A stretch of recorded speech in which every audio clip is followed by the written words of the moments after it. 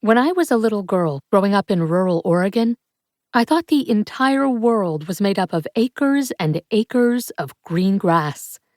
I thought everyone's life revolved in some way around farmlands.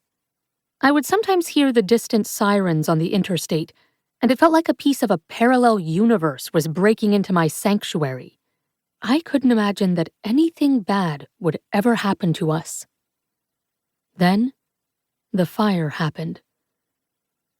The lighter fluid spilled out of the bottle so easily, all down the white couch that my mother fastidiously vacuumed.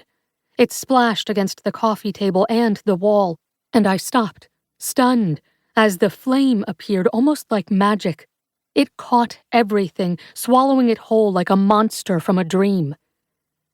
I heard my mother screaming in the bedroom. I ran to her, thinking numbly how backward it was that she was crying out to me for help. It had only been a few years since I'd stopped having bad dreams that woke me from my sleep, prompting me to call out for her. Now I was the one running to save her, only this time the nightmare was real. The doorknob was white hot, and I drew away, hissing in pain. Panic set in, and I started to cry. No, I told myself, think.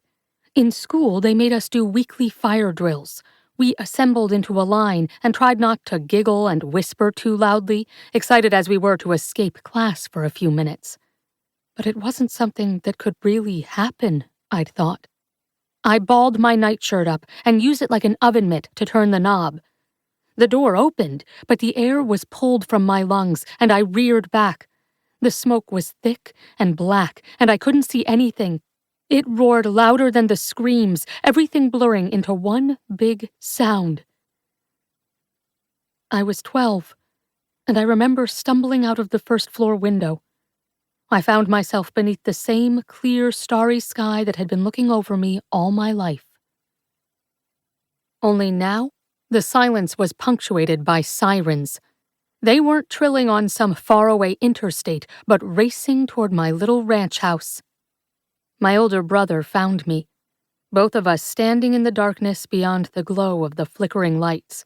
His eyes were wide, like he couldn't believe what was happening, but his hands were firm when he gripped my shoulders and turned me toward him. "The police are going to come," he said. "They're going to ask questions. Don't tell them anything. That's the only way I can protect us." I was too stunned to ask him what he meant. I was too frightened to ask what had happened to our parents. On some level, I already knew. Then, he ran back into the flames. To keep listening to this audiobook, I've left you a link in the description so you can do it, at no cost thanks to Audible's 30-day free trial.